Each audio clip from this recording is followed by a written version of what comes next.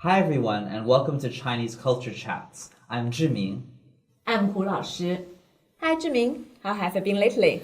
I'm pretty good, but I have a question. What's the question? When I'm meeting people for the first time, I'm not sure how to refer to them in Chinese. That is a challenge.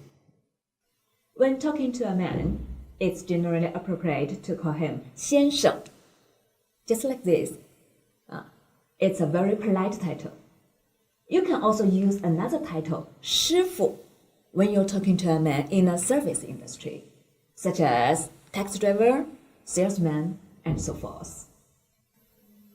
With women, in more formal contexts, you can call her by her surname and then add 女士. For example, just like this, 女士, 王女士. My surname is Hu. You can call me 胡女士. In informal contexts, older people can call younger women 姑娘, meaning girl or miss. Women around the same age can call each other 美女, meaning beautiful lady. But this is very casual and somewhat humorous in tone. However, if you want to get someone's attention and you are not sure what to call them, you can just say 你好, hello, or 对不起，打扰一下. Excuse me, sorry to disturb you. And then continue speaking to them. Also, when you are in a school, when talking to people, regardless of gender, if they are young, you can call them 同学, meaning classmate. And if they are older, you can call them 老师, meaning teacher. I see, but I've noticed a lot of Chinese people referring to people as uncle or aunt, even though they're not related. Yes.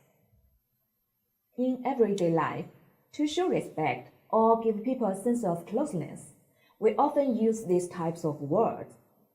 When talking with a man who is slightly older than you, you can call him 叔叔, which means uncle.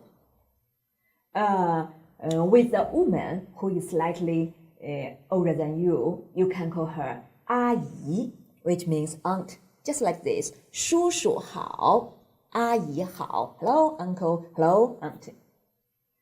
To refer to the elderly, you can use 爷爷 or 奶奶, 爷爷, which means grandfather, and 奶奶, which means grandmother. Just like this, 爷爷好, 奶奶好. Using these terms to refer to one another makes us feel like we are all one big family. I also once heard someone calling someone else by the name Zong. They use the surname, for example, Zhang with Zong together. For example, Zhang Zong. What does this Zong mean?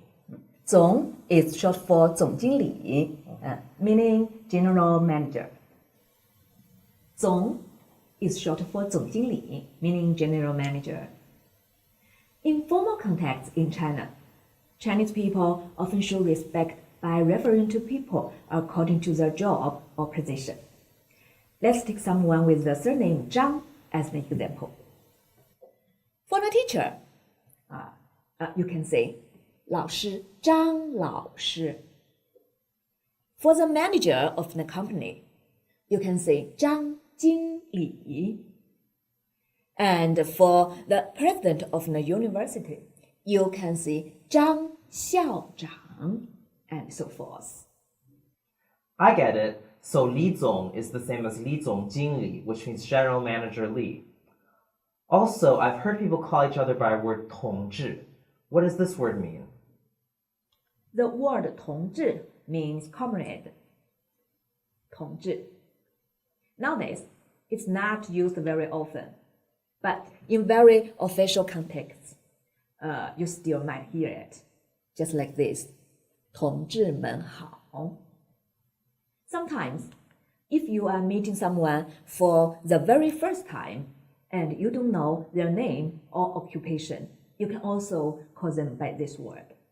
Also, my Chinese friends sometimes call me Lao Xiong, and I'm not sure what this means. 老兄 is my brother. In informal contexts, close male friends might call each other 老兄 and 兄弟 or 哥们儿。All the characters 兄弟 and 哥 all mean brother. Using this term express that they have a very close relationship, like siblings. And you can often call people who are around the same age as you by their given names. Also, sometimes people will call each other by a special nickname, adding either 老 or 小 before the surname. Usually, when talking to someone with the surname Wang, if they are older than you, you can call them 老王, expressing respect towards them. If they are younger than you, you can call them 小王, 小王, expressing endearment towards them. However, at home, you must call your relatives by the appropriate term, according to their relation with you. It seems to me that the words for family members in Chinese are really complicated. I can't really keep track of them. That's true. China is a country that attaches great importance to family relations. And also, traditionally in Chinese culture, the whole extended family lives together. All the members of the extended family are connected by blood relations. Just like this. Therefore, it is common for Chinese homes to include 3 or 4 generations, with many, many relatives. Chinese term 三代同堂 refers to a household contains 3 generations. And another term 四代同堂 refers to a household containing 4 generations. Chinese people use different words for each relative depending on their relation. In China, you must refer to each of your relatives by the appropriate terms according to their relationship to you. Let's take your uncles and aunts as an example. Your father's old brother is your 伯伯. And your father's younger brother is your 叔叔. We use different words. And your mother's brother, younger or older, is your 舅舅. We use the same word. And your father's sister is your 姑姑. And your mother's sister is your 姨妈. It's different. From the word we use to refer a relative, you can tell the relative's gender, age, whether they are on the mother's or the father's side of the family, and many, many other details about the relationship. For example, at a family gathering, if I call 姨婆, am without doubt referring to my mother's sister, 姨婆.